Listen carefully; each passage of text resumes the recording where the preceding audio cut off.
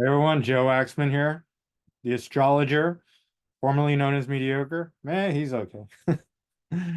What's up, everyone? Hope you're doing well. In this video, I want to go over angular midpoints, angle midpoints.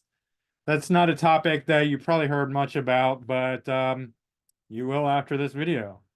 So, guys, just a reminder, please hit the like button, subscribe if you haven't already, and book a reading with me. macrogoldmachine@yahoo.com is my email.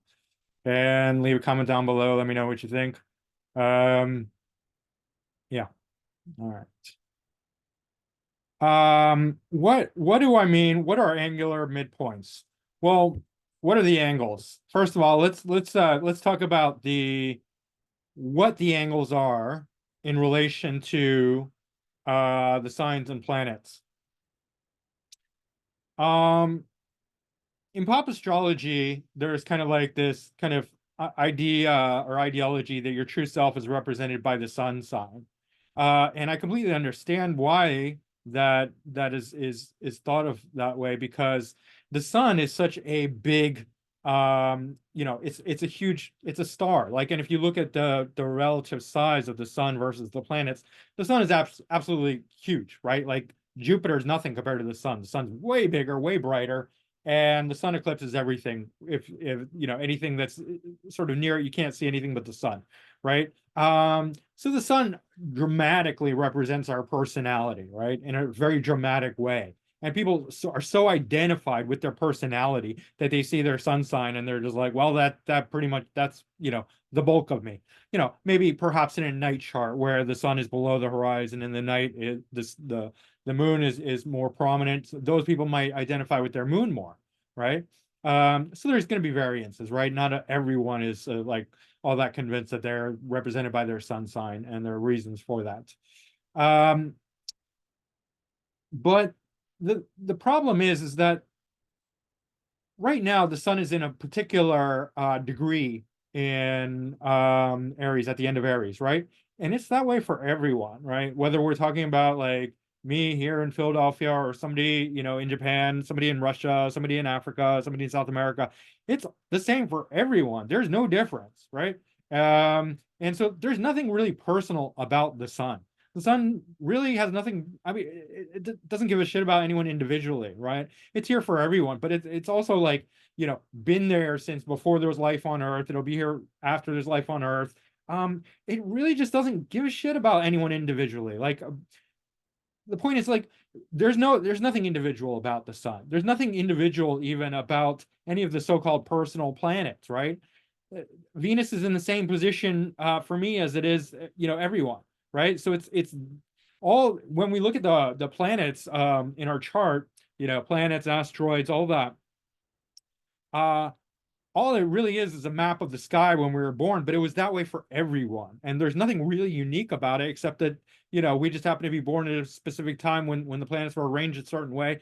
And everyone's going to have that same configuration who was born at that time. Like me, again, somebody born in Russia, somebody born in France, somebody born in, Kenya, somebody born in Argentina, somebody born in Japan, right? Everyone, we're all going to have that same configuration. There'll be slight variances, based on the moon might, have a slight difference in its, depending on how you calculate it, because of the spatial difference, right? But everything's going to be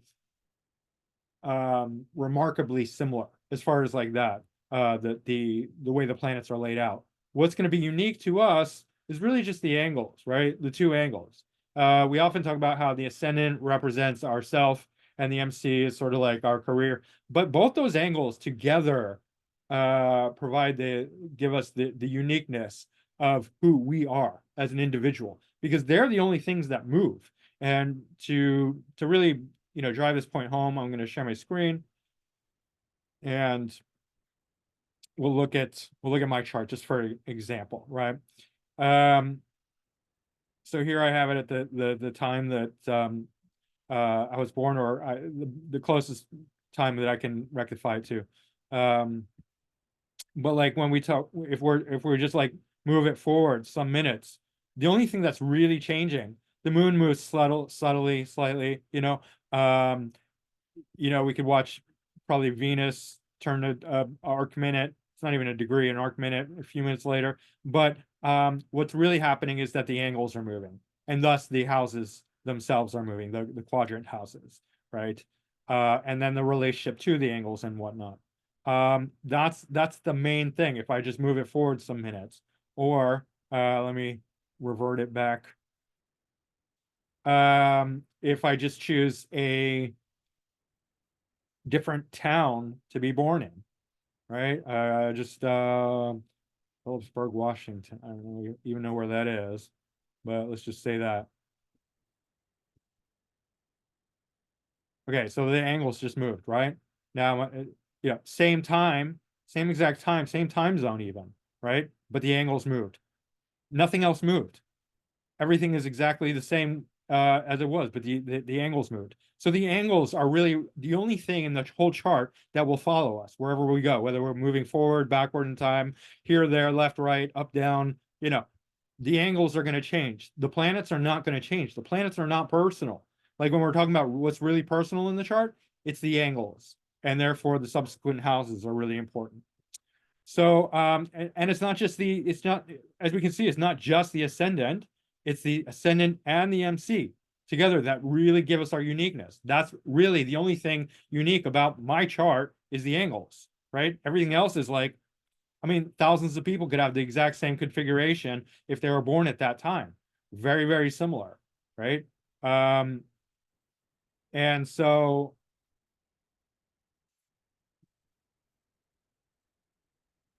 I'm trying to pull it back to what it was before. Okay. Yeah, so my angles are really what makes me unique as an individual, because I'm only one person and there's like 8 billion people out there, right?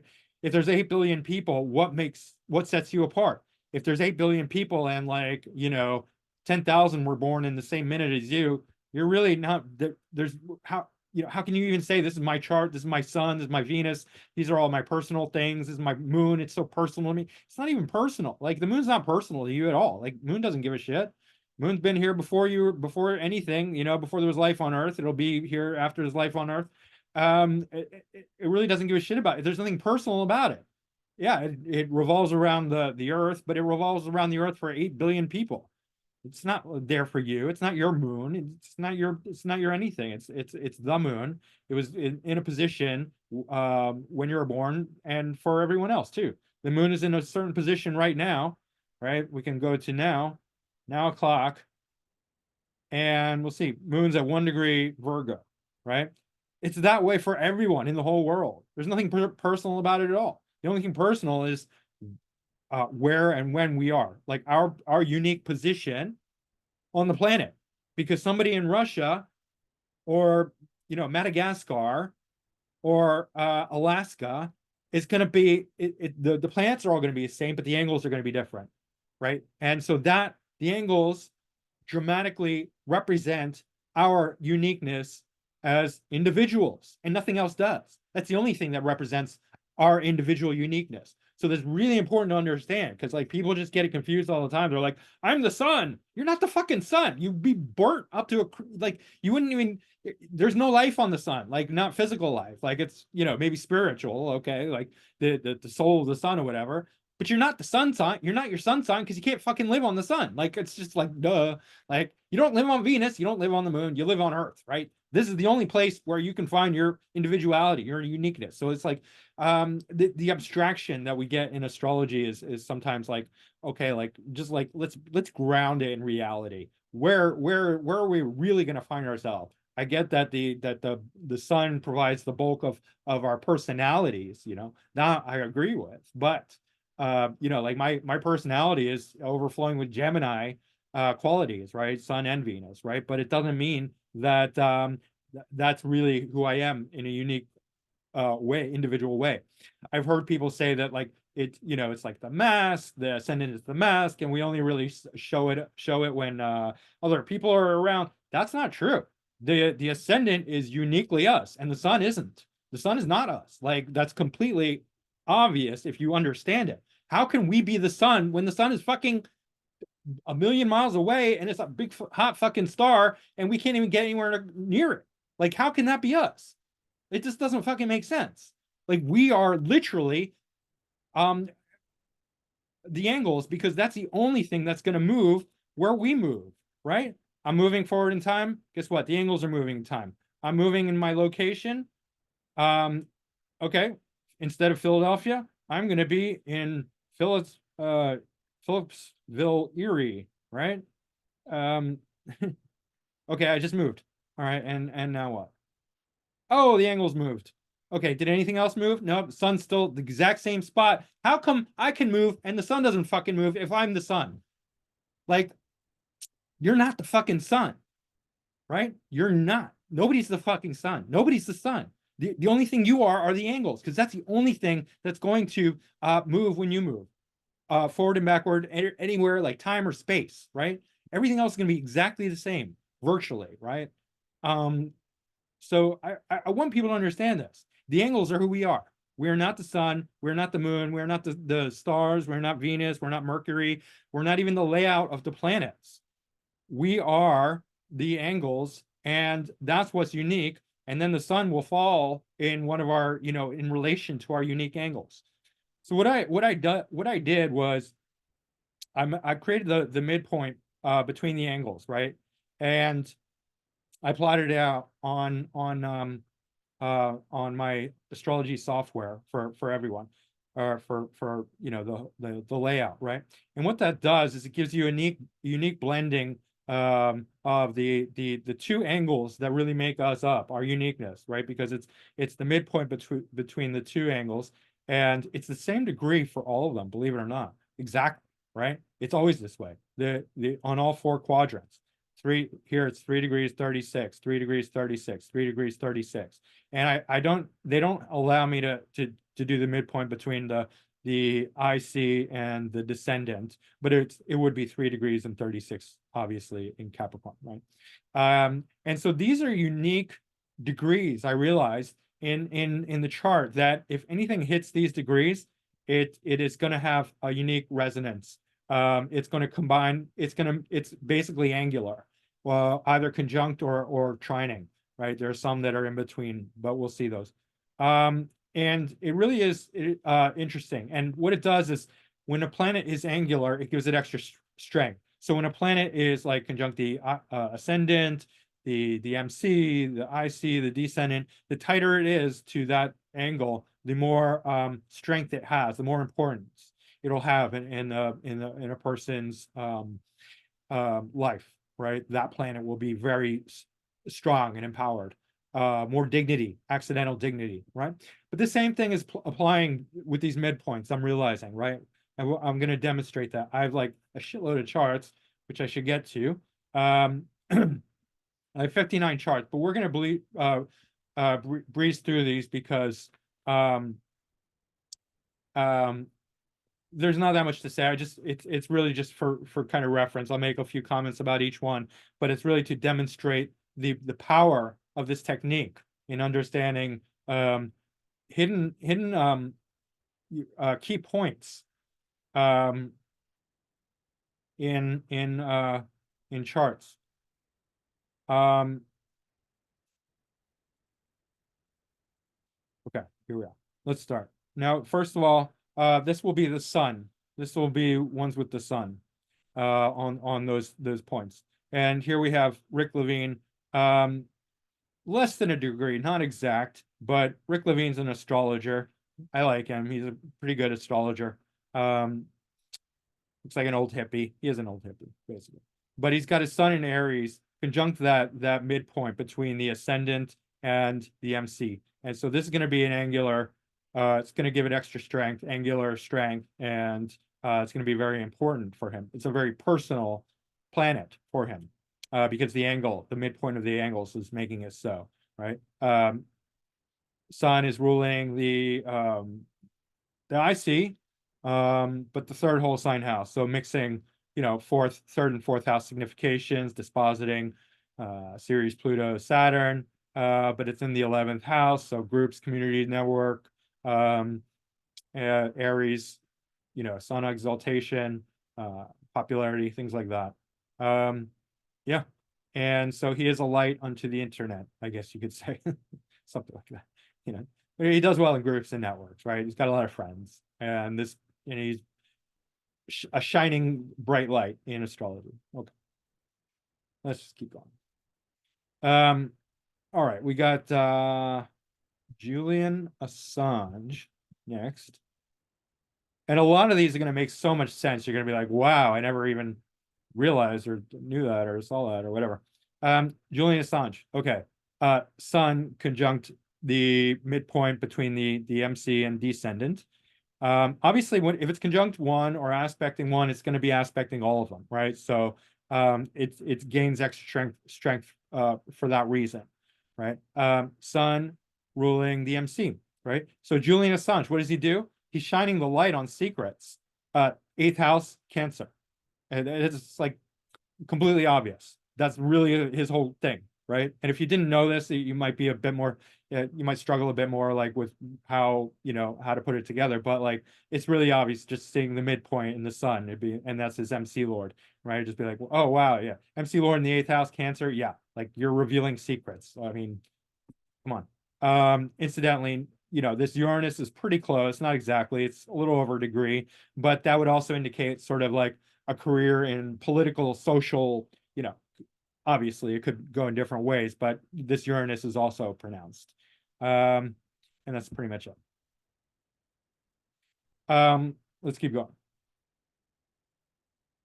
I know that like I chose a ton of like 59 charts. It's ridiculous, but it's worth it. And I'm going to chapter these so you can skip around and, watch what you like. All right, Lenny Bruce. Lenny Bruce, 19, sun, 19 degrees, right? So yeah, his sun's already angular. It's pretty close to the MC, but if you didn't realize that it was at the exact degree of the midpoint, you might not, you might underestimate this sun, which is actually really, really strong.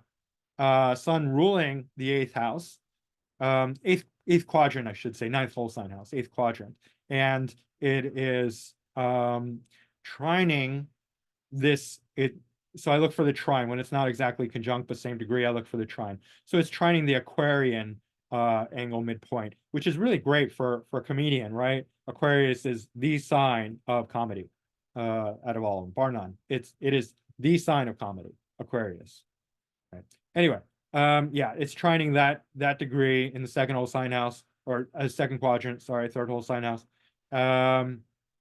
And ruling the eighth house. I mean, he was very dirty comic, right? Like dirty, sexual, like almost illegal, right? That kind of thing. Anyway, not going to go too much into it, but that's what it is. And yeah, like so Sun in 10th house, pretty much conjunct the ascendant, but extra strong, that Sun. It's debilitated, right? It's opposite, it's exaltation, but it gains strength from being at the exact degree of the angular midpoints. Right. Another comedian who makes a lot more sense when you understand these angle midpoints. Bill Burr. All right. So like, okay, Gemini, right? Gemini short, funny, right? But it really makes sense when you see, okay, the angle midpoint 1854, Sun 1936, that's less than a degree.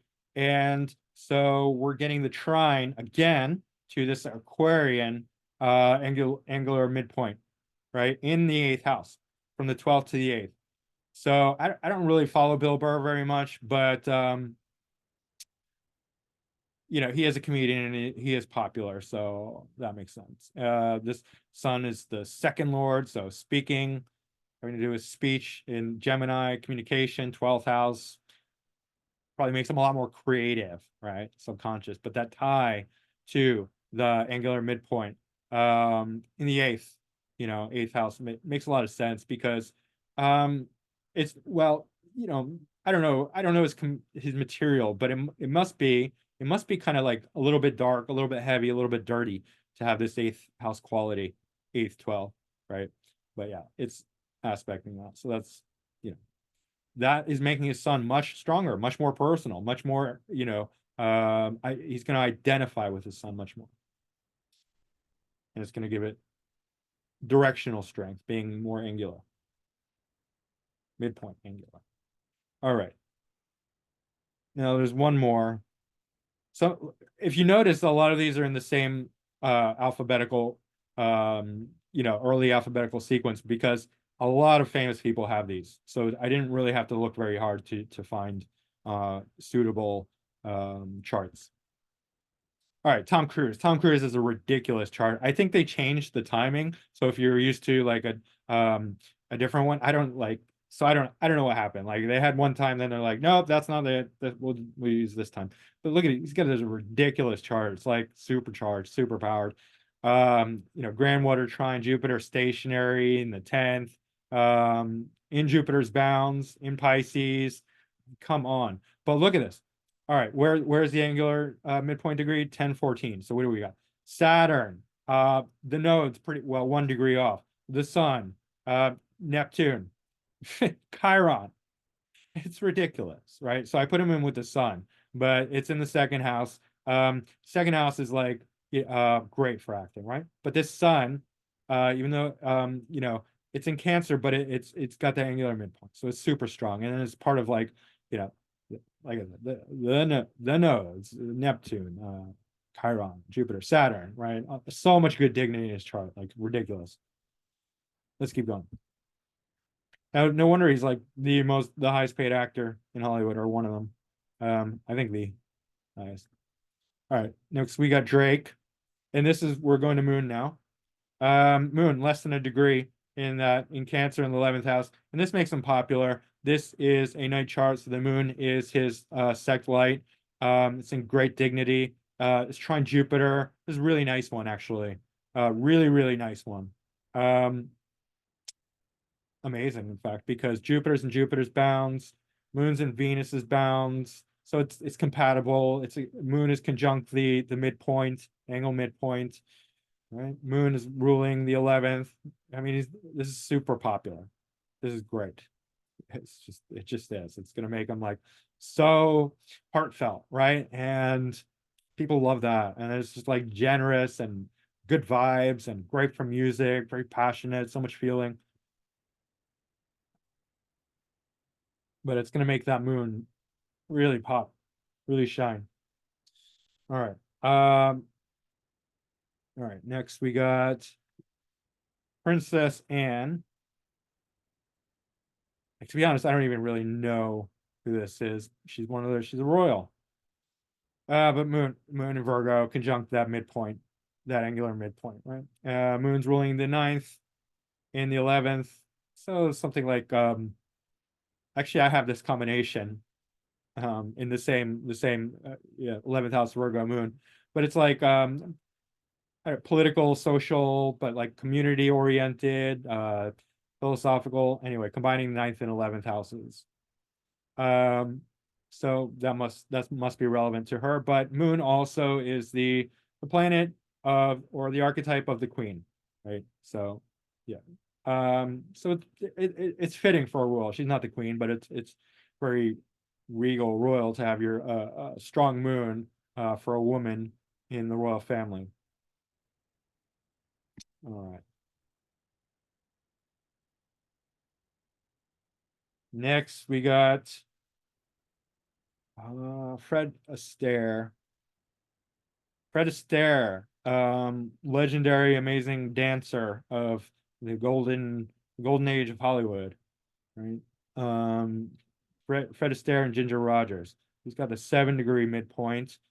So yeah, so Moon is 658, so very, very close. So and then it's gonna hit this Aquarian midpoint, but Moon in the 7th, right? Moon's ruling the 8th. So what is that? Just real quick. So 7th house for partnership, right? Moon being very elegant and caring and nurturing. Gemini for being having tremendous dexterity, but also partnership, right? Duality, like the twins, right? But 8th house for intimacy. So it's like holding somebody tight and like dancing with them. Obviously Pluto, Neptune gonna play a role. And then the opposites. Actually, yeah, this Uranus is also in range as well, opposite the moon, and it's going to play a huge part as well, and probably makes him really dynamic and interesting and unique as a dancer. Right, that's going to be a big part of that. But yeah, very that's this axis, this Uranus Moon axis oppositions is really good, really powerful, being angular midpoint degree. All right. Oh, where are we? All right.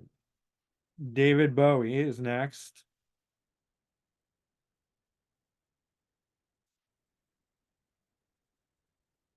Bowie, moon, midpoint, right? Okay, moon. We can try it to this one. Not that it matters. Like it's gonna be, but still, like which one is it trine? If it's not conjunct, which is it gonna be trine? So it's angular anyway. And the unique thing about David Bowie's chart is that his ascendant and his MC and his midpoint are all at 3 degrees. So this Venus is already angular, but this moon is angular twice because I mean it's hitting like all the angles basically. It's conjunct the descendant, but it's going to be hitting all the angles and midpoints in different ways. But moon in the seventh in Leo, that is going to be like very emotionally expressive. And so like everything he does is going to have this moon quality, which is great for music because it's like his heart, his expression is going to come out with everything. And it's going to be everywhere. It's going to be all over the place because it's hitting everything, right? It's 3 degrees, 3 degrees, 3 degrees, all over the place. So it's crazy. And it's very significant. Right? And then like I said, this Venus as well is very angular as well in the 10th house. Jupiter.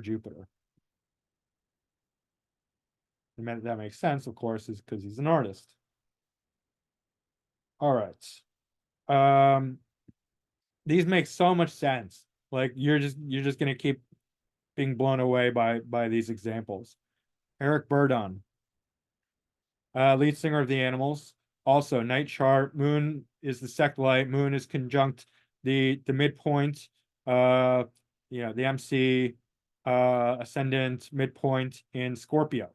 So this moon is very strong. It is the eighth house, and so there's something. Obviously, we could say like very, even though like there's a lot of things going on here, like this Taurus stellium, a bunch of planets conjunct Algol, but this moon bringing the eighth house into Scorpio, into, I mean, 12th whole sign, 11th quadrant, but angular midpoint, and sect light. So it's like super emotional, but like deep feeling, intense, Scorpio, eighth house, gritty, house of the rising sun.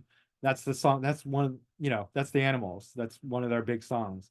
There is a house in New Orleans they call the Rising Sun. That's got this vibe to it, this eighth house scorpionic, kind of heavy, emotional, quality to it. So that's really interesting. Um, and he was big into like drugs and alcohol, I think. So, I mean, a lot of rock stars were, but he was as well. Dave Chappelle. Alrighty. So Moon. Yeah, Moon Cancer, it's conjunct the South Node, it's in the 10th house. It's in Venus's bounds, that's all good. But it's at the exact degree of very tightly of the angular midpoint, right? It'll be trining this one, the ascendant IC midpoint in the second house, which makes a lot of sense also because he speaks for a living. That's what he does, right? And Moon is in domicile, so it's already in great dignity. So this Moon is super powered, supercharged. It's 10th house and it's angular midpoint. It makes his Moon, his emotions, right, that much more potent, right, and very visible. Makes him that much more lovable, relatable, personable. All right, let's go to uh Bill Clinton. Slick Willie. Such a bad name. All right, Moon. Moon. Okay.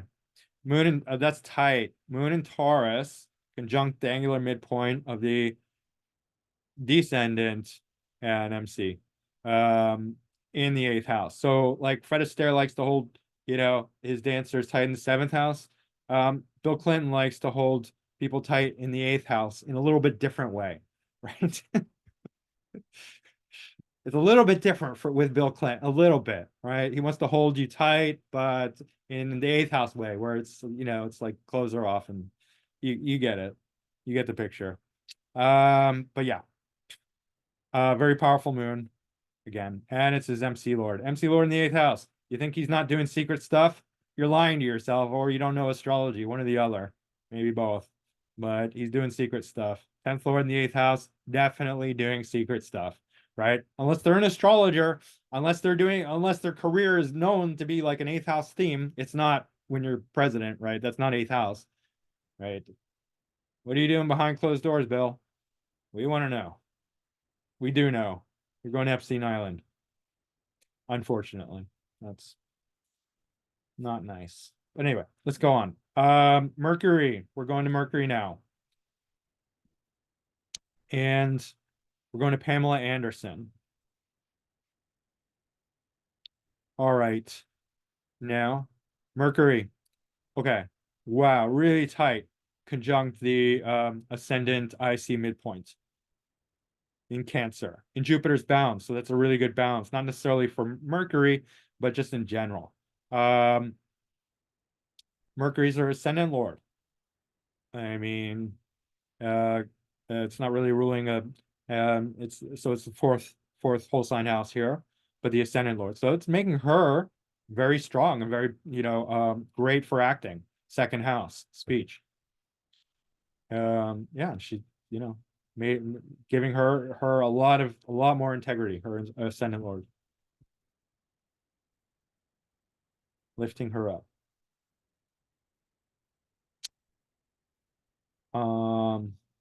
Meher Baba. This one's great.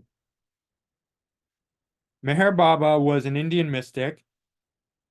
And one of the unique things about him, well, let's look at his chart first, and then I'll reveal why it's so powerful.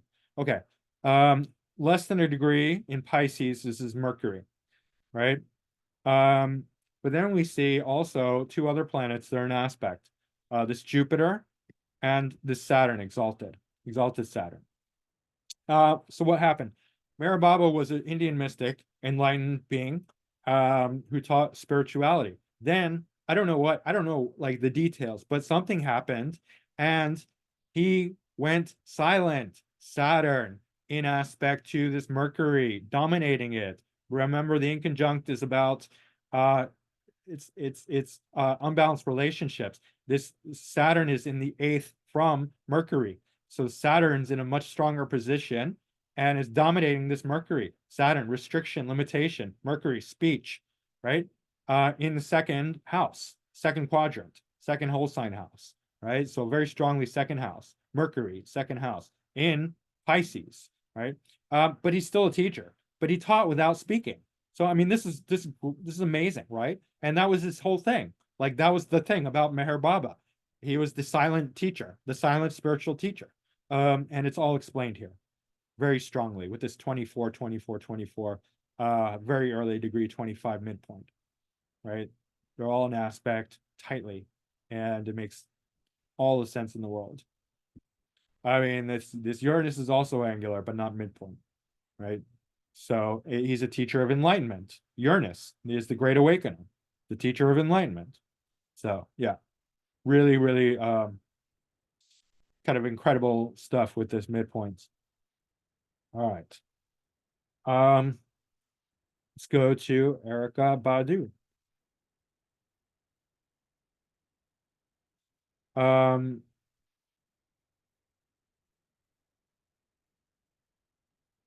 Now her, here's I was looking at Venus. I was like, that's not conjunct. Okay, Mercury. Yeah, Mercury's at the anarchic degree of Aquarius, same exact degree as the angular midpoint. This one would trine the Libra one. Not that it matters all that much, but I like to I like to look at the trine because that's the easiest. If it's not conjunct, that'll be the easiest to sort of relate to. And Mercury's her MC Lord and her seventh Lord, and it's conjunct the North Node in the third whole sign house. So that obviously, Venus is in the second, but so writing, expression, skills of the hands, that sort of thing, right? Speaking, and it's her career, right?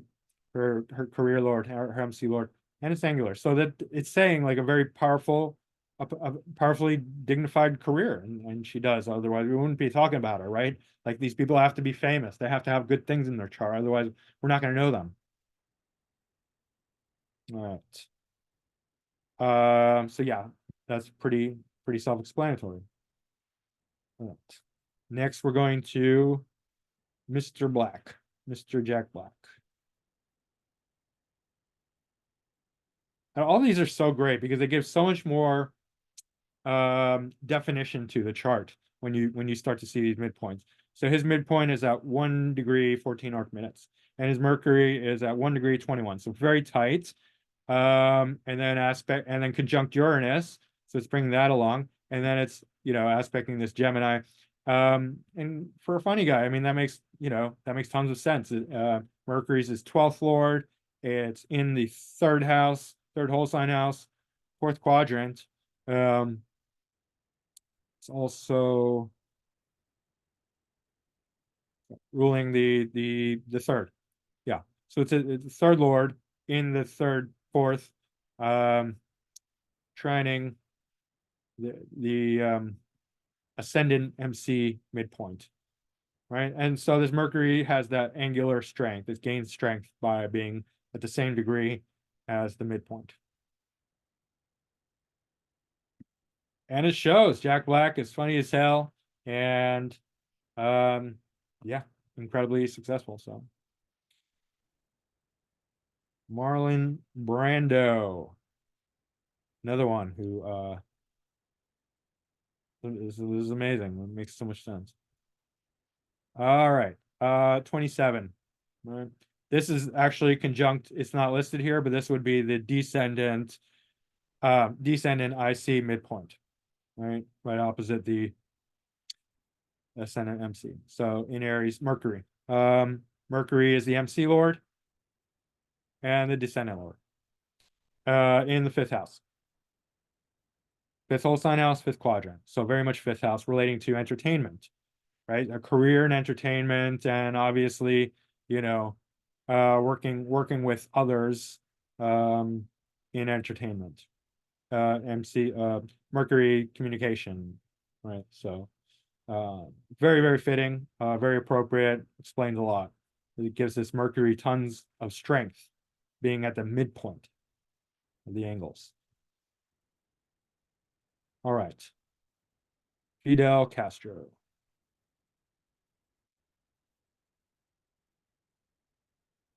Now, if you don't know these midpoints, then you're not going to understand which planets are gaining angular strength, especially if there's not any other planets on the angles, right? You'd miss that.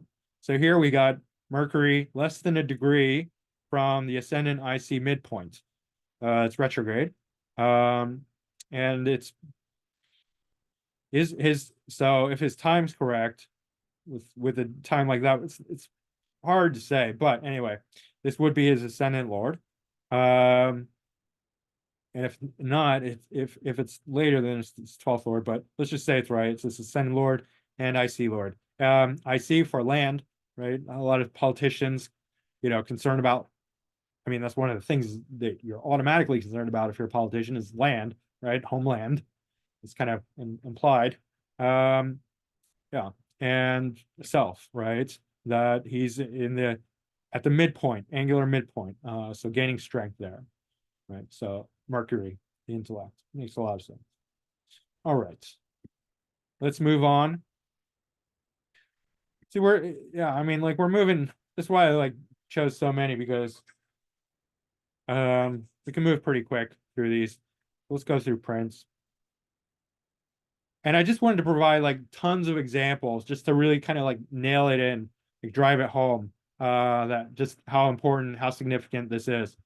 All right, Venus, 7 degrees, 49 minutes, less than a minute, from the angular midpoint, um, less than a degree, sorry. And um,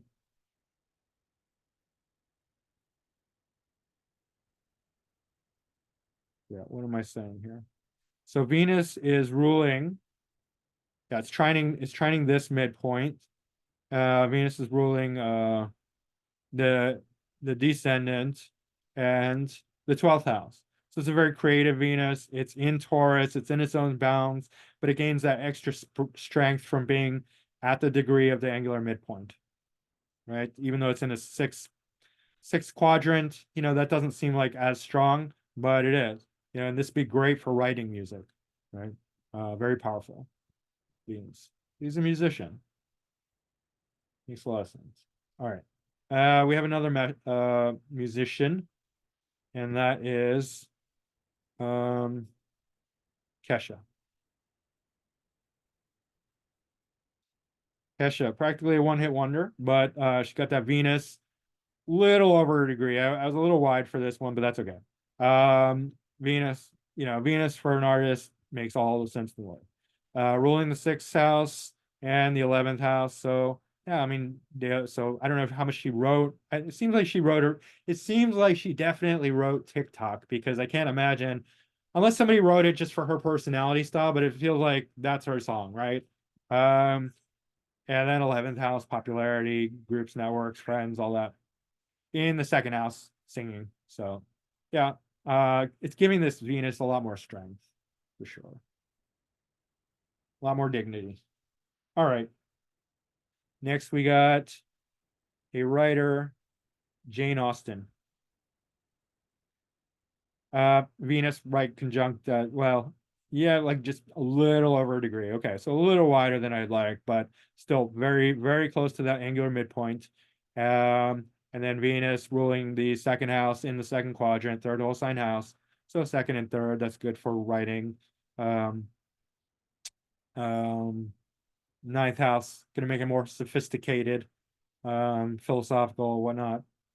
But yeah, stronger Venus. It's in Venus's bounds. It's in Scorpio, so it's bringing a lot of intensity, and that kind of brings in its own challenges. It's opposite its domicile, but still very unique and probably quite dramatic.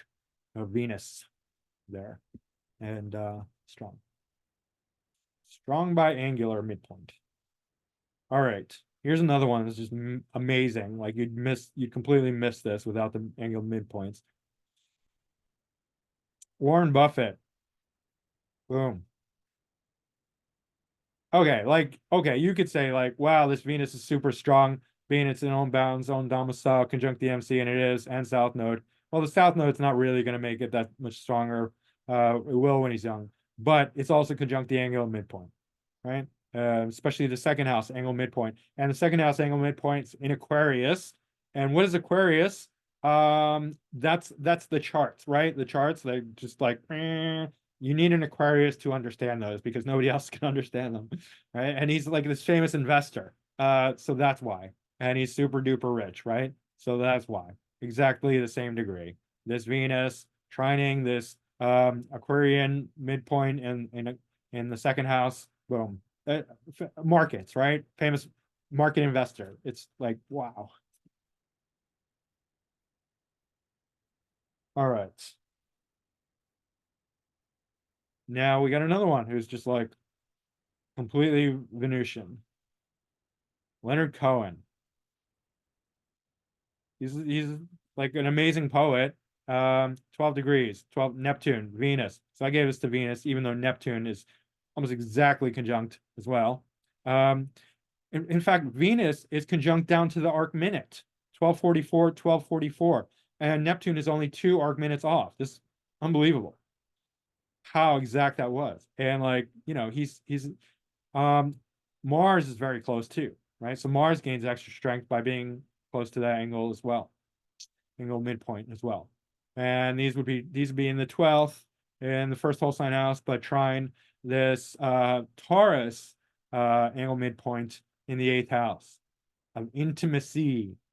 Right? So very, very deeply poetic kind of man. Deeply poetic and beautiful. You know, Taurus is beautiful. Venus, Neptune. Eesh. Amazing. Let's go to Mars. And we got Chris Pratt. Yeah, Chris Pratt is a Martian kind of guy. Like he is. Like he does action films, right?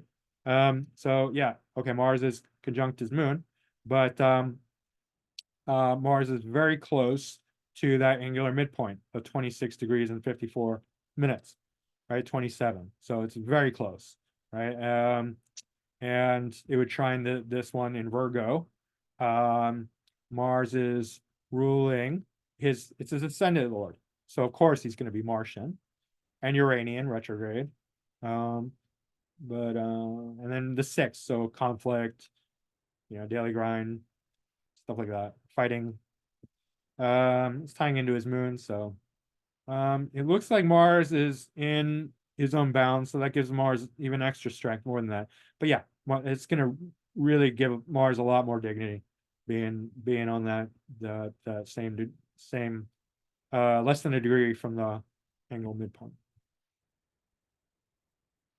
All right.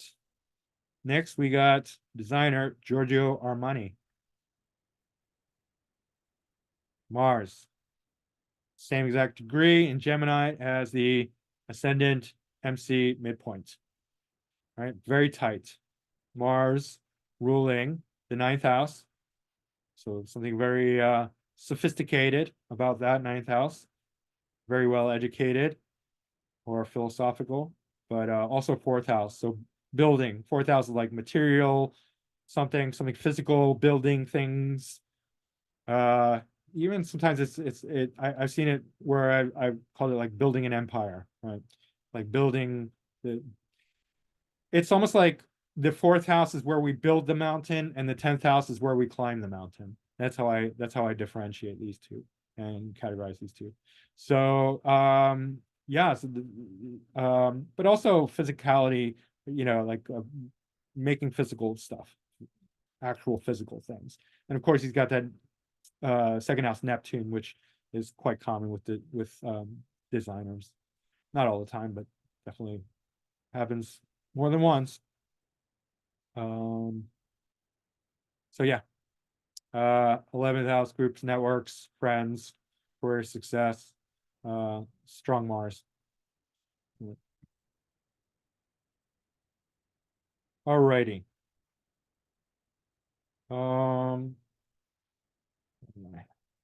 Oh yeah, Tyra Banks. She's a model and an actress and like TV show, and like she did a billion different things, right? And she's got Mars very tightly conjunct to the degree, almost, with it less than a degree from the angle midpoint in the 10th house in Aries, right? So Mars is ruling the MC. Mars is ruling the 5th cusp, 5th quadrant. So yeah, 5th lord, entertainment, right? So big into entertainment. With this very powerful Mars because of that degree. It's not, I mean, it's powerful anyway because it's in the 10th house, it's in domicile, it's in the bounds of its exaltation lord, Saturn. Mars is exalted in Capricorn, so it's all good here, right? But there's Mars, but she does everything, and everything she does well. Like she's just been like a tremendous success. So it's like this Mars is super powered, excuse me, right? Trining this 2nd house, Mars ascendant IC midpoint in Leo, right? Opposite, also opposing this Uranus, so kind of this explosive success, really. This moon Pluto is interesting, but I'm not going to get into that opposition. All right.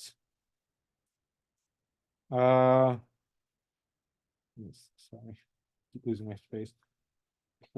Drew Barrymore. You would not think that she has such a strong Mars, but she does. Look at this. Less than a degree from that midpoint MC descendant in Saturn's bounds in Capricorn. So it's exalted in the domicile, in the bounds of the domicile lord of Capricorn. So it's a very strong Mars, and it's at that angular midpoint. It's right in between the MC and the descendant in the eighth house. So Mars is ruling the 11th, yeah, 11th house and the sixth house. So what's really interesting about Drew Barrymore is that she seems like really soft and sweet and feminine, and I mean she is, right? Like, she's got this Venus Jupiter. Jupiter is very close to that degree as well. Oh, so that's actually, yeah. So this Jupiter is also super powered. It's in domicile, and it's in Mars's bounds, but it's sextile Mars, right? So there's Mars Jupiter, amazing, right? But if you push her, you're going to see her Mars come out. It's in the eighth house, so it's a little bit hidden, but watch out, like, fafo, right? F around, find out. Yeah, she can bring it if she wants to. She's pretty strong, definitely, with this Mars. She just keeps it a little bit hidden and just like kind of, expose like her Gemini ascendant and Venus, Jupiter, Sun, Pisces. That's gonna show, but like push her, you're gonna find out that Mars is really strong. Um, yeah, and it's ruling the sixth, so it's like good for like she probably likes to write stuff, be behind the scenes, be like very, very editorial, make changes, and also really good for her popularity for her friends, groups, networks. All right.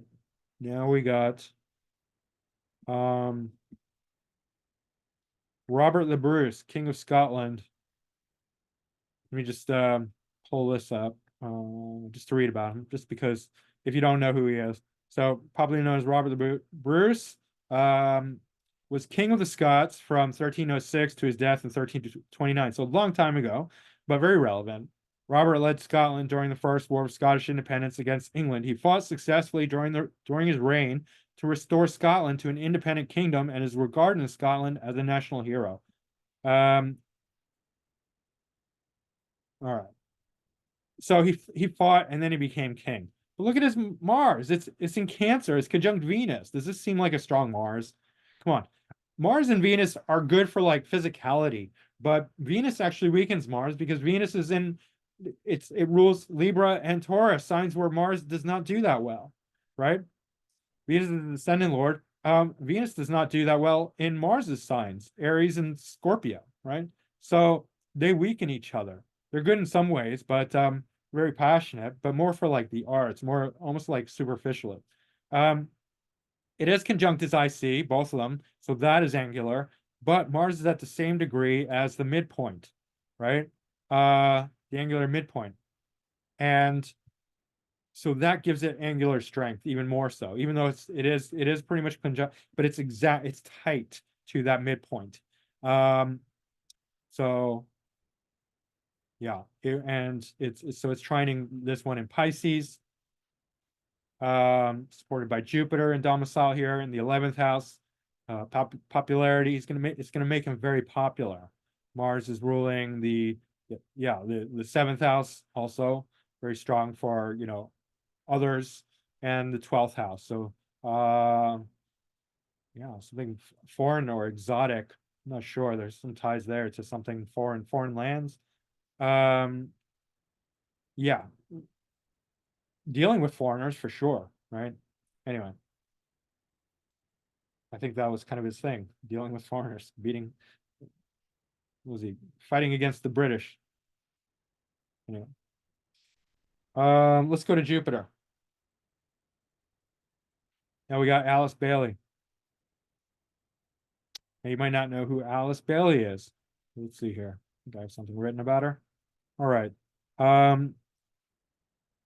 She was a writer and lecturer on neo-theosophy, was born in England. She moved to America.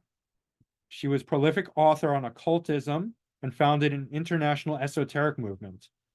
Yeah, so she's one of the highly influential occultists, authors, right? And so Jupiter. So she was a Jupiterian type.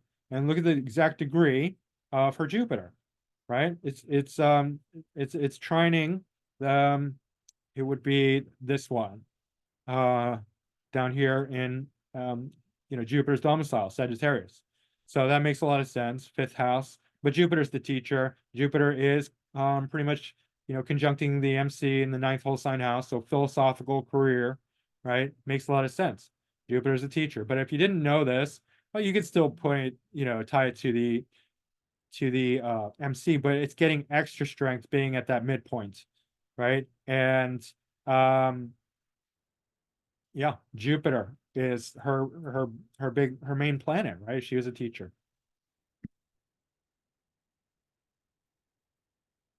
Similarly, we have Annie Besant. Now Annie Besant, I'm going to read also.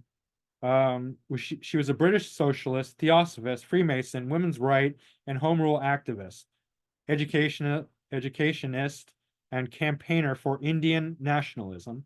She was an ardent supporter of both Irish and Indian self-rule. She became the first female president of the Indian National Congress in 1917. So was she concerned about home? What, like home, right? Land, homeland, right?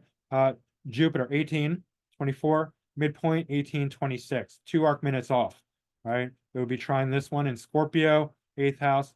She was into theosophy and occultism as well, right? So that's evident there. But Moon Jupiter, fourth house, for somebody who's like, devoting their life to land, to the causes of land in a very Cancerian way, right? Irish self-rule, Indian self-rule, that sort of thing. Occultism, mysticism, Jupiterian stuff, love of the homeland. Moon, Jupiter, excellent combination in the fourth house, right? South node Uranus in the first, political, social. So yeah, makes tons of sense. All right, now we got a slightly different kind of Jupiter, Hunter Biden. Like to mix it up. But yeah, Jupiter, slightly over a degree from that Cancerian midpoint, but he's got Jupiter and Jupiter's bounds. It is in Cancer, it's in the eighth house, and it's retrograde. So it is a pretty strong Jupiter. Jupiter is his ascendant lord in Jupiter's bounds, right? So that's amazing. So like there's something really strong about him. Oh, this is what do I Joe Biden. Joe Biden was next. Damn. I hate when I make mistakes. But this is Joe Biden. I just clicked on the wrong Biden.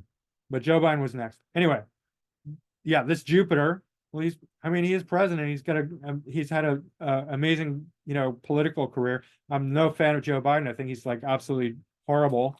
He's like the worst president ever. But I mean, he is president, right? Like he did make it this far, whether he cheated or not, right? So this Jupiter is strong.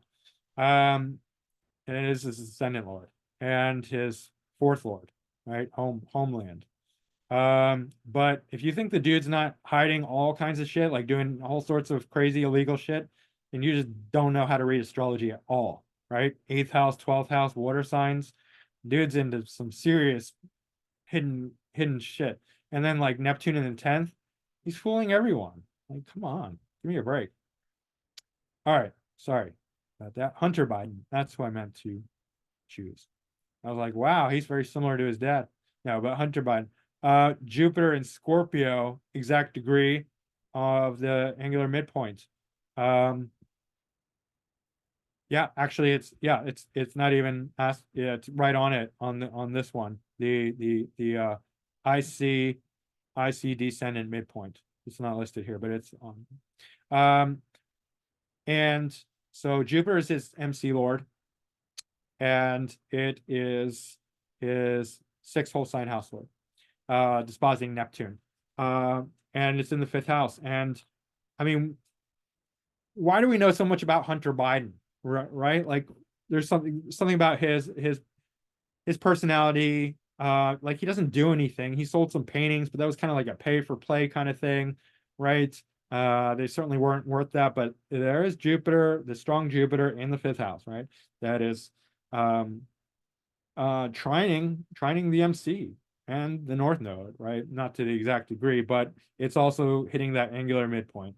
And so it gains extra strength from there. Yeah. But he's got a lot of eighth house stuff too. And he's hiding a lot as well. Got a lot of secrets and criminality, Scorpio, for sure.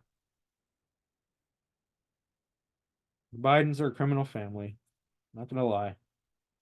All right. Uh Brosnan. Here's Brosnan. 007. Now Mr. 007 has 1 degree 27 arc minute, angular midpoint, and Jupiter. 1 degree 28. Exactly on the IC descendant midpoint. Jupiter's his ascendant lord, right? And Jupiter is his third cusp lord, fourth whole sign house lord. So third, fourth, right? But it's in the seventh whole sign, fifth quadrant. So make sense of that. I don't know. Fifth, seventh, however you want to put it. Entertainment, sure. Perhaps, yeah. I mean, if you're going by whole sign, it's in the whole sign seventh.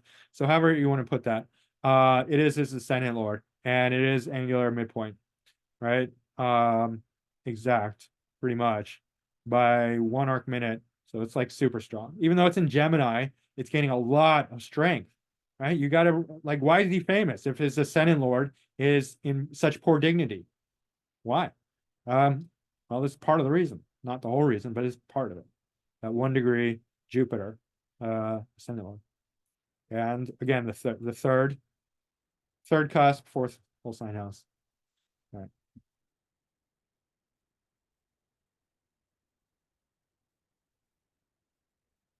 Dolores Cannon.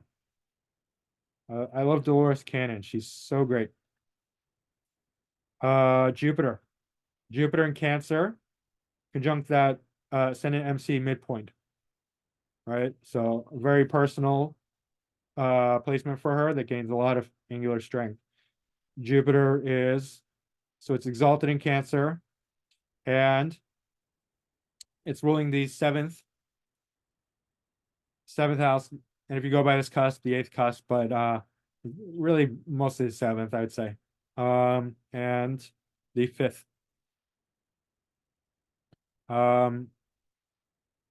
It's actually the fourth whole sign house if the timing is exact, and it seems to be rounded off, so we can't be sure, but fifth. Just call it fifth. You could call it fourth if you want to as well. But regardless, it's Jupiter in the 11th, and she was a teacher, right? That's one of her main roles to teach. And look at this Mercury. Actually, Mercury is also playing in there.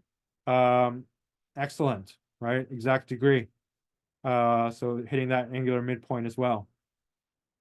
So that Mercury, that intellect, that speech, communication, plus this Jupiter, Pluto.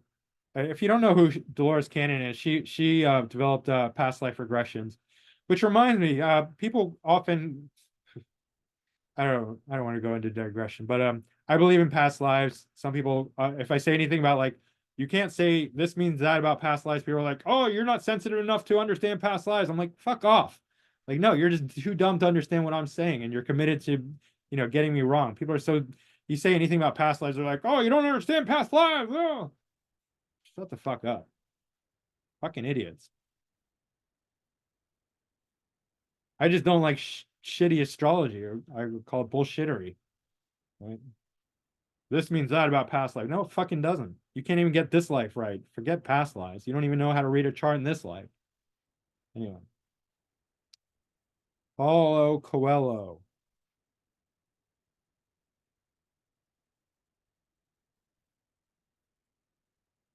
Uh, okay, we're moving on to Saturn. Yeah, we're moving on to Saturn. Paulo Coelho. Yeah, has that Saturn at 1446, the angular midpoint 1521, and it's going to trine this 11th house from the third. He was a writer. He wrote The Alchemist, right? And this Saturn is tightly conjunct Pluto. Pluto is the alchemist. Pluto's the transformer, right? Pluto's going to be the one that transforms the thing. So Pluto is very close to the angular midpoint, but Saturn's actually a lot closer. And it's in the third house, writing, obviously, right? So it's pretty self-explanatory. Mercury's here, Venus. So a lot in the third house, and that Saturn's gaining extra strength. It's ruling ninth, basically ninth, big ninth house. I mean, you could say eighth, but the actual eighth whole sign house and cusp is in Sag. But anyway, definitely ninth, right? Philosophical, adventurous, right? That's very much his style of things. So that Saturn is really strong. And that helped him become a success. Joan Collins, British actress, very successful. Let's see. The Saturn, yeah. Little over a degree, but conjunct in Aquarius in 11th house. Career success. Saturn's a good dignity in domicile in Aquarius, right? And so this makes her, this is going to give her a lot of respect and authority and legitimacy, credence as far as her career. Saturn's ruling the MC and the 11th house, right? So very strong career success, right? That's basically saying, yes, you did it. You win. You win the game of success. And look at her angles. 0 degrees, 0 degrees. That's amazing. So, yep, the midpoint is going to be split down the middle. And it's not even super tight, but it still works. I mean, she was a huge success, and how else would you see it? Well, okay, Saturn's in good dignity, but a lot of people have Saturn in good dignity, and they're not Joan Collins, right? They probably don't have that angular midpoint Saturn. All right. Now we go to President Calvin Coolidge. Not a well-known one, but he is a president. And he got that 17 degree 40 arc minute angular midpoint and 1821. So less than a degree in Capricorn, right? Retrograde. And that would be opposite. That would be the IC descendant midpoint here in Capricorn, Saturn. And Saturn in Capricorn, retrograde or not, is going to command tons of respect and authority, right? These people, they just automatically listen to it. Like if you have a strong Saturn, people are just going to listen to you, especially as you age, especially as you get older. You're just going to command respect and authority. It's in the 5th house, so it's a good house. It's going to be trying the ascendant, by sign. Just generally very good for lots of things. I mean, you normally see it for like entertainers, artists, things like that. But a Saturn in Capricorn, this can just be somebody who commands the stage, who steps on stage and is just a great leader, right? It's ruling the 5th and the 6th house, and also like this being the 6th lord. That's very hardworking, industrious, right? Service oriented, right? So that's all going to come through. The retrograde is going to make him more of an outsider, more independent, but it's giving tremendous strength to this Saturn. Like for instance, my Saturn's not that strong. People like automatically, don't. I don't command a lot of respect. Let's put it that way. Like, it's just the thing. Like I'm just like people like I'll post something online and people just like automatically be like, you don't know shit. You're wrong. I was like, I wasn't even like just I asked a question and they're just like, oh, why are you so wrong about everything? I was like, fuck it. Yeah, I'm not even gonna. You didn't even answer my question. You just want to tell me I'm wrong. Okay, cool. Anyway, um, Copernicus.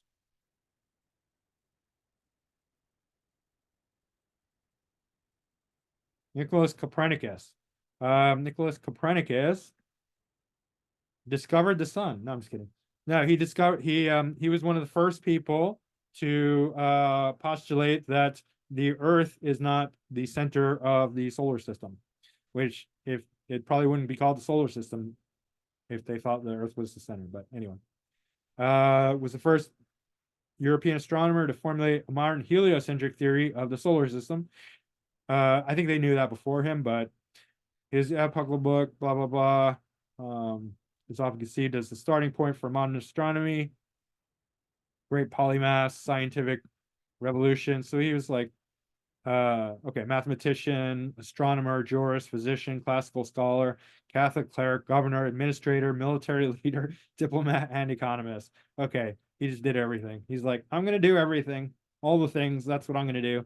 And his Saturn is less than a degree from that angular midpoint. It's in the 10th quadrant in and 10th whole sign house as well. Of in Gemini, where it has triplicity. Yeah, it's the triplicity lord, but it is trining the second house midpoint. Yeah, well placed in the 10th house, so it just gains extra strength. It is ruling the 5th and 6th house. Okay, so a lot of creativity, entertainment type 5th house stuff, basic education, 5th house, right? But 6th house also for like hard work and service and academic. So a very studious Saturn in Gemini in the 10th. And it makes it, yeah, definitely a lot stronger than it would be other. All right, let's go to Uranus, and we're going to see a very different thing here. So pay attention. Now, Ramesh Balsekar. You probably don't know who Ramesh Balsekar is. But Ramesh Balsekar, let me tell you, is an Advaita Vedantist, teacher of enlightenment. And what is his closest planet to the angular midpoint? It is Uranus in Aquarius. And what is Uranus in Aquarius? Enlightenment. It's Uranus is the planet of awakenings, of Satori, of realization, especially in Aquarius, right? That's what he did. That's his whole thing. Teacher of enlightenment, right? That's his whole thing. And then not just like subtly, like basically it's like enlightenment. That's how you describe what he did. And so yeah, 2342, 24-0. Very, very close, right? It's not conjuncting it, but it's aspecting it. It would be aspecting this one, the tightest or the best with the trine. There's also the sextile, of course, but we get that trine to the MC descendant midpoint in the eighth whole sign house, Gemini. But yeah, I mean, this is like literal. It's like 1-to-1. Uranus, especially in Aquarius, represents enlightenment. And of course, it could represent many other things, but here, I mean, that's very strong. It's literal. He's a teacher of enlightenment. Go look him up. All right. Next, we got Russell Brand. Where is he? And Russell Brand, right? What does Russell Brand do? What's the thing? How would you describe Russell Brand? Oh, he's a comedian. Oh, I forgot. Right. Uranus, 28 degrees and 49 minutes, 29 degrees, 22 minutes. So yeah, it's aspecting. It's in air sign, and so it's in the 10th. It's 10th whole sign house. It's going to aspect this one. It's not here on here, but yeah, the Uranus is going to. It's also same degree as actually his ascendant. That's really interesting. So yeah, it's angular doubly. Also, this Venus is we're very close. So the Venus as well, but Uranus is the planet of comedy. It's extremely little. But yeah, it's gaining angular midpoint and ascendant activation as well. So doubly activated this Uranus by triply. I mean, 10th house, square to the ascendant, and aspecting that angular midpoint. So it's touching a lot of things. He's very Uranian, Russell Brand. Alrighty. Another really great example. Chris Brennan, the astrologer. I don't know if you guys watch the astrology podcast. I mean, if you're into astrology, you should know who Chris Brennan is. He's pretty well known. But yeah, look at this Uranus, right? Okay, you could say, well, it's in the 10th house. It's pretty close to, not that close, but within range of the MC. Okay, right. But then if you look at the midpoint, it's very tight. 1131 and 1147, right? And so it's going to trine this Aries angular midpoint from ascendant IC in the second house, third whole sign house. So however you want to put it, he would put it third. He'd say third house. Okay, fine, that's fine with me. But anyway, speech, communication, intellect, writing, Uranus astrology, right? Also angular for the just 10th. Actually, it's 11th whole sign, but right, MC is in the 11th. But regardless, this Uranus is gains a lot of strength by being at the same degree of the angular midpoint. And Uranus is the planet of astrology. Now we go to Winston Churchill, also Uranian, Uranian angular midpoint. So his Uranus is in Leo. It's retrograde, and it's conjunct the 11th house angular midpoint, less than a degree, right? Yeah, 1513, 1455, less than a degree apart. You can see how tight they are here. Uranus, especially in 11th house, is all about politics, social issues, right? And I mean, he was a politician. He was a great politician, right? And so this is very clear. It's very just straightforward, like 1-to-1 ratio kind of. I mean, this moon is actually at the same degree as the angles as well. So it's aspecting the angles in a different way. But yeah, the Uranus is the midpoint. So the kind of blending of the angles.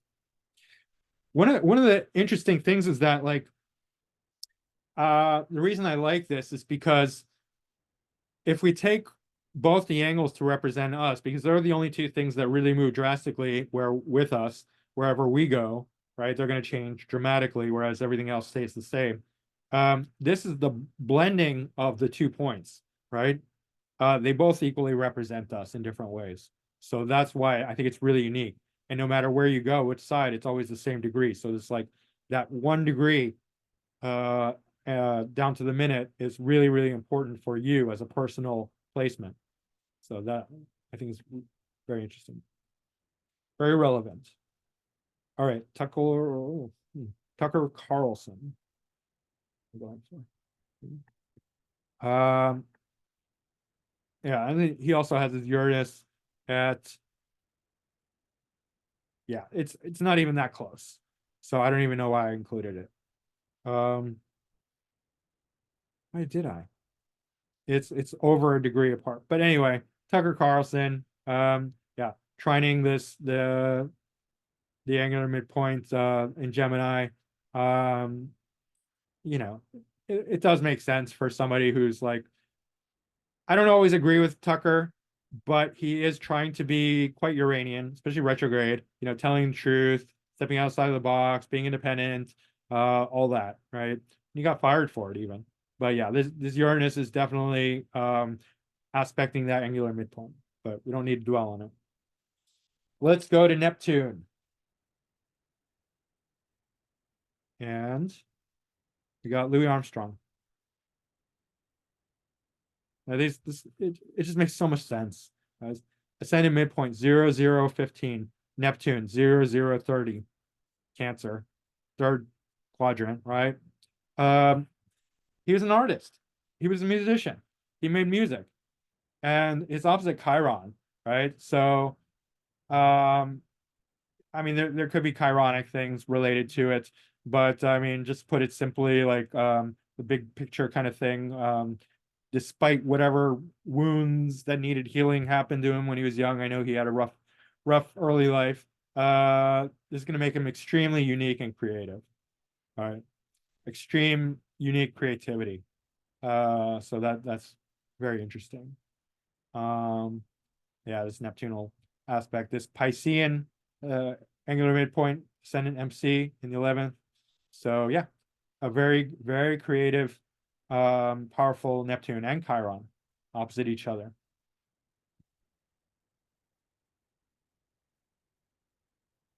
For artists, Neptune is one of the key planets. All right. Javier Bardem. For an actor, this is amazing. This is great. This is a little over a degree, not super tight, but Neptune is very close to the ascendant IC midpoint in Scorpio, right? And so this really is a testament to his sort of dark, eerie, creepy acting abilities. It's in the second house, it's Neptune, right? It's retrograde. It's Scorpio. So yeah, is he gonna play that role where you're just like, oh my God, he's whatever, like scary. Like even I'm scared of him. Not really, but like he plays that role really well. Neptune, Scorpio, right? Neptune could be whatever you want it to be, but when it's in Scorpio, it's gonna be creepy and exotic and if it's a woman, it's very sexy. If it's a guy, it's like, well, maybe some people think he's sexy, but like to me, he's like creepy. Right. Anyway, not in a bad way. Like he's very good at what he does. But he has that kind of mysterious thing going on. All right. Beebster. 22, 30. So tight Neptune in Capricorn. Conjunct that midpoint. Right. But yeah, just some arc minutes off. Uranus is close by, but the Neptune. And Neptune for a musician. I mean, Bieber's got so much going on here. He's like, no wonder he's famous. Like, really strong. A lot of things, like really potent. I'm sure he has his challenges, but he's got a very highly charged chart. Yep. Neptune in the second house for singing, for music, for creativity, for dressing like a homeless bum. Very good. All right. Charles Bukowski is next. Also an artist, a writer, a poet, an alcoholic, a womanizer. 1144, 1132, right? So very tight aspecting it, trine this angular midpoint, MC descendant in the 8th. And yeah, right? Like so drugs, alcohol, women, poetry, art, writing, all these things, 8th house themes coming through strongly, right? Very much so with Charles Bukowski. Yeah, he was a drunk. He was drunk, he was a poet, he was like all the Neptunian things that you could think of. And it's in the 4th house, so it also like definitely drawing from his childhood, which was difficult. I know that. He had a rough childhood. Rough early start things. All right. Next we got Queen Camilla. Now Queen Camilla also has Neptune at the same degree. So hers is different. It's first of all, it's in Libra, so it's more balanced, fair, feminine. Well, Libra's not a feminine sign, but it's ruled by a feminine planet, Venus. And it's trying this ascendant MC midpoint in the 11th house in Gemini. And this is about like exotic. It's the MC is pretty much conjunct the IC. Or sorry, MCI. Neptune is conjunct the IC by a few degrees. So it's talking about like land, home, some it's in the 3rd whole sign house, so perhaps like neighborhood or friends or family or siblings, like, but the something exotic. Neptune is very exotic. especially not especially, it's exotic.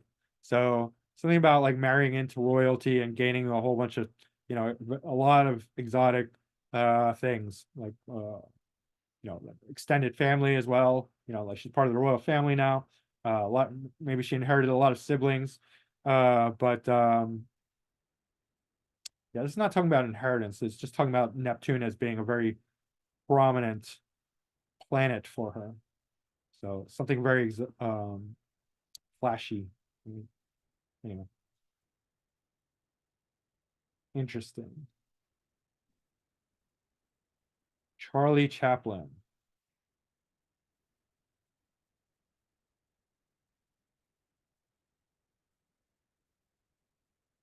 Now he's got 0 degree, 0 degree. Yeah. But, oh, very tight here. 0 degree Gemini, 0 degree, 40 angular midpoint. And he was an actor, right? Silent actor. Uh, see, this is in the seventh quadrant, eighth whole sign house, but it's giving this Neptune a lot of strength. It's conjunct Pluto and Gemini. So this guy, I mean, the Gemini is gonna, play into the comedy. It's gonna make him more, better on screen. The Neptune is great for anything relating to arts, film, cinema, all that. And what else? Yeah, I mean, it's trying the 0 degree Libra. It's actually the 12th whole sign, but 11th quadrant. So bridging 11th, 12th combinations, groups, networks, but also 12th house, creativity.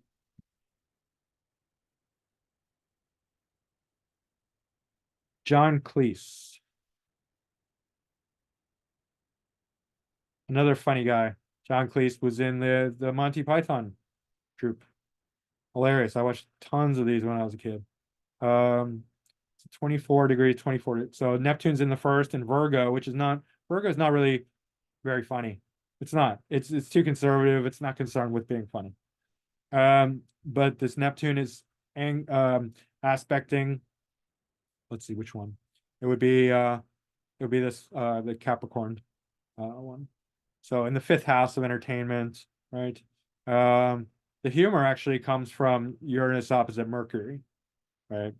Uh, and Mars and Aquarius, of course, is going to be hilarious. The funny walks, right? That's very Martian. That's John Cleese.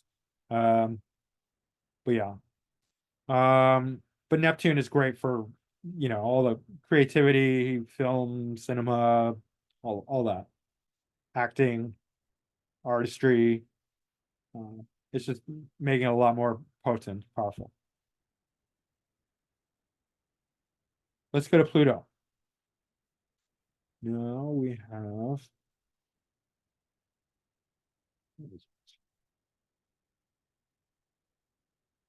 Andrea Bocelli, the renowned singer. Um, and he's got more than one planet. That's why I needed some Pluto because I already had Jupiter, but he's got Jupiter exactly conjunct it. So if not for that, I would have put Jupiter in him and Jupiter. But he's got Jupiter and Neptune. Neptune's really tight there as well. Um, not as tight as Jupiter, but it's still really tight in there in the second house. So obviously he's a singer, but then Pluto is sextile, and that Pluto is just making it that much more powerful. Right? I mean, he's a renowned singer. Right? Pluto's trining the eighth in Taurus, in Venus's bounds. So also this midpoint is excellent, right? MC in Venus's bounds, Gemini. But yeah, this Pluto is playing into this Jupiter Neptune. It's really a trio of planets that are hitting those angle midpoints. Pluto, Jupiter, Neptune, very very powerful. And that's one of the reasons he's so famous as a singer. It's hitting that second house. All right. Now we go to a different kind of power. Lizzie Borden. Lizzie Borden. What did she killed her father with an axe.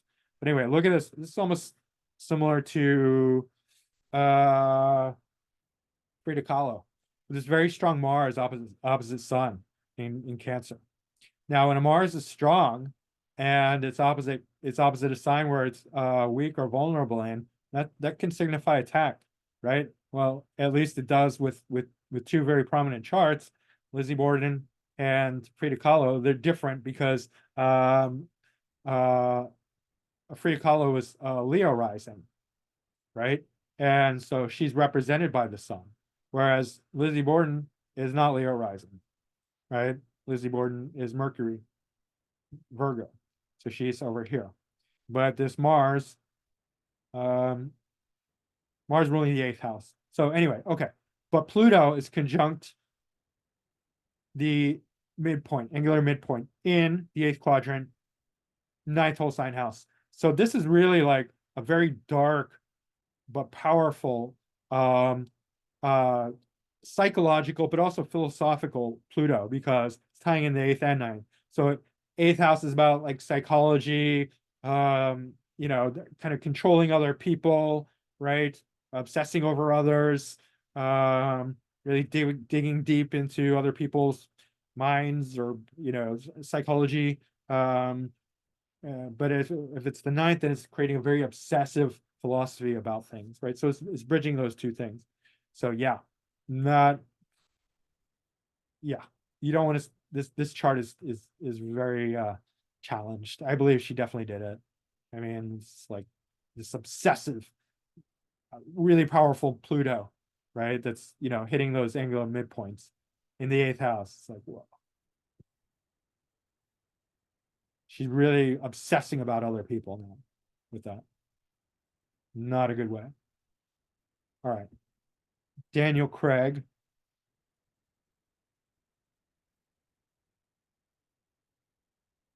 Daniel Craig has Pluto. Um, uh, almost exactly on the ascendant MC midpoint, right? Very tight. In Virgo, right? Uranus is close by, but that Pluto, super. And he was Daniel Craig. He was another 007, right? And it's the 11th house of career success, popularity, groups, networks, friends, right? So this is going to make him very plutonic, very powerfully plutonic, in a way that translates, into somebody like James Bond. These planets will come through even in characters in movies. I see that again and again and again. Like the person's chart will reflect the kind of character they can play, because not anyone can just play any character. It just doesn't work that way. You can't just be like, I'm an actor, I can play whatever I want. No, very few people can do that. Most people are just really playing themselves, an extension of themselves when they're playing a role. But yeah, he can do it because he's got this super powerful angular midpoint Pluto. It makes him much more intense and believable as somebody like James Bond. Also in Mars's bounds in Virgo, right? So yeah. Virgo can be very fighty. All right. Marie Curie is next, and she also makes a lot of sense with the Pluto placement. So Pluto 1507 and angular midpoint 1519. This one trines the Virgo one. So it's conjuncting basically or IC, but in the fifth whole sign house, which is fine. It's fifth house is sort of like education, other things, entertainment as well. But like here it would be much more like basic education, right? But trining this Virgo, and Earth also is really good for being practical, for being grounded, for grand, like part of this grand Earth trine. Such a grounded, practically thinking, practically oriented mind that can do really. It's also opposite Sun, so that's tying in there. Obsessive. That's very deep diving, Pluto, and research oriented and psychological. And here it's ninth whole sign house, right? Eighth quadrant, which is also good, really good for research, but ninth house, very studious, academic, right? Trining that. But yeah, also tying into relating to Scorpio, you could say co-ruler or however you want to put it, just really similar, whatever you want. I don't doesn't really matter to me. But yeah, aspecting the MC as well. But yeah, Pluto is definitely getting a lot of strength from that being at that angular midpoint degree. And works well for scientists. Last but not least, we got the nodes because they came up, so I just had to include them. Woody Allen. All right, 14 degree, 1445 angular midpoint, and the nodes are 1311. So not exact here, but I threw it in here for whatever. So this north node is going to be conjunct the angular midpoint here at 1445. So a little over a degree, but still, this fifth house. So entertainment, but also children. And we know what happened with the children, right? We can just leave it at that. Don't need to really go for fifth lord in the seventh house. Oh, what? You're gonna marry your kids? Okay. All right. Okay, Woody Allen. You do that. Go for it. Also, this Chiron is also aspecting that midpoint 1351. Pretty close. It's actually tighter than the nodes, but I didn't do a Chiron subject. But yeah, the Chiron's going to be play a huge role in Woody Allen's persona, public persona, his identity. He you know he feels pretty chironic to me, like with the kind of neuroticism, the especially in Gemini. But this is gonna be very public and prominent. But anyway, yeah, that was pretty interesting. um Next one we got Amma. Amma is the hugging saint, right? She's kind of fat, but she goes around like hugging people, and people love her. And then she's got her moon at the 29th degree, exalted in Taurus in the seventh house. So that's like hugging, right? As opposed to like Bill Clinton's exalted moon in the eighth house, which is like hugging without clothes and you're having sex, right? So with little kids, it's a little bit different, but similar. Anyway, we got the 0 degrees, and so the node is 1 degree. So yeah, I mean a little off, but less than a minute aspecting. So yeah, it would be aspecting this 11th house angle, or trying the 11th house ascendant MC midpoint. Let's see what else. Yeah, so it's gonna the if the nodes are aspecting the midpoint, then it's giving the nodes dignity, making them more important, more relevant. So third house. I mean, she has Aquarius. She does tons of like she has tons of organizations that she runs. And so that would be like a third house kind of intellectual multiplicity kind of thing. The variety of the third house. Aquarius would be the groupings, the networks. So yeah, that plays out. Very powerful woman. Powerful destiny. Next we got where is it? Tori Amos. It's only right next to it. All right, Tori Amos has North Node, exactly conjunct the angular midpoint, MCD descendant, and South Node conjunct the ascendant IC midpoint in the second house. So she started young, singing. Also, Saturn is at the same degree, so Saturn is also playing into that as well. Also Jupiter. Oh wow. Okay, yeah, I saw this before, but I forgot. But yeah, so it's nodes, Saturn, Jupiter. Yeah. And then this north node is in Cancer in the eighth, I mean, ninth whole sign, but definitely eighth quadrant. So something very secretive and hidden. And she basically did stop. Like, I haven't heard about her, since the 90s. Was never really that into her music, but, regardless, she was super popular, right? And so that is interesting. This is the Saturn is kind of restrictive towards this north node because it's also dominant.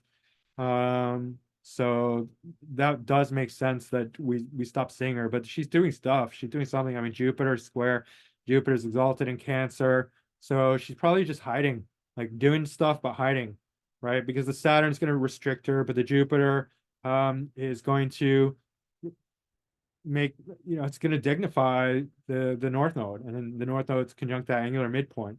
So, and it's in Jupiter's balance in Cancer, so it definitely makes sense. So it's like, I have no idea what she's doing, but she's probably doing something, maybe charity work, right? Especially like with Cancer, eighth house. Maybe she's raising money to help other people, something like that. That would be an eighth house, especially Cancer kind of thing.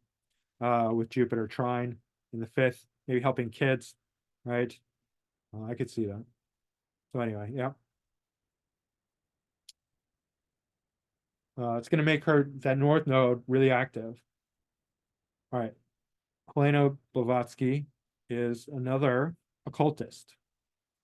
And she's got her nodes activated by that angular midpoint in the second house. She was hugely influential in the I don't have anything written for it, in the occult movement, the secret societies. She spoke, she taught, she wrote, but yeah, very active person. And then her son is nearby, and yeah, it's just if the nodes are not always active, right? The nodes need to be activated by a planet or a point. And here, if it's tightly conjunct that angular midpoint, it's going to be very activated. So very, very active destiny, you could say, right? Some people don't have much of a destiny. Their destiny is to just sit on the couch for most of their life, right? Like do whatever they do and just fade into oblivion. But if your node is going to be activated by, by a planet or a point, then you're going to have a very strong destiny. She did. To be seen and heard. North node, second house, Leo. All right. And the last one we got, believe it or not, we went through all these. Da Vinci, Leonardo da Vinci, the greatest draftsman of all time. And yeah, 7/7/19, 6/48. Still very close. And this would be trining this angular midpoint, which is pretty close to the sun, in the Taurus, house Taurus dispositing Venus in domicile. Not dispositing. Venus is in the same house as Venus domicile, and Sun and Venus is balance in Taurus. But yeah, 7/7/19, it would be right around here or something. Yeah. Somewhere on it. And yeah, that's activating his destiny, right? His north node. Second house, adornment, making things beautiful. Mercury, drawing. All right. So, yep. I'd say he had a pretty active destiny. So that's it. That's 59 charts. I know it's pretty epic, but we went through them pretty quick, and I think it was relevant just to demonstrate this point, because guess what? I don't think you're going to hear this anywhere else. Like, I haven't heard about it anywhere else, but maybe. I mean, it's certainly not in my software, and I haven't seen it anywhere. So I don't know. I mean, certainly it's not a huge. I mean, it's like a pretty simple idea. It's just angular midpoints, and it makes sense. Like, why wouldn't you look at the angular midpoints? I mean, it's a synthesis of the ascendant and the MC, like the two most personal points in the chart for any individual, and you get a 1 degree number for the whole chart, right? Anywhere in the chart, it's going to aspect that number, and it'll be relevant to that. And so it makes tons of sense. So really interesting, right? I'm going to do more with this. I realize that it's super powerful when you look at it in terms of synastry. So I'm going to pull up a bunch of couples charts that have this as a feature in their charts, and it'll make a lot of sense, because you won't see this if you don't know this. It's a little bit hidden because you have to specifically plot it out in your chart, and if you don't plot it out, you're not going to notice. But it definitely plays in for a lot of things. It's very relevant. All right, so hey guys, that's it for the angular midpoints, and hope you found it interesting. Hope you learned something or enjoyed it or whatever. Hit that like button, and subscribe if you haven't already. Book a reading with me, macrogoalmachine@yahoo.com. That's my email, and leave a comment down below. Let me know what you think. Um, but I gotta say, like, you know, um, don't say stupid stuff because I don't like it. It's kind of vague, but I don't know what else to say. Don't try and correct me because that's like always a bad move. Like, I don't know. Unless I say something obviously wrong, but if you're gonna be like, I'm a better astrologer than you and you're wrong about this, I'm just, you're not gonna get a good answer, right? So don't do that. And that's it for now, guys. Joe Axman, the astrologer, formerly known as Mediocre. He's okay. All right. Laugh it off, take a victory laugh, win before you win, and all that good stuff. I'll see you again soon. Bye.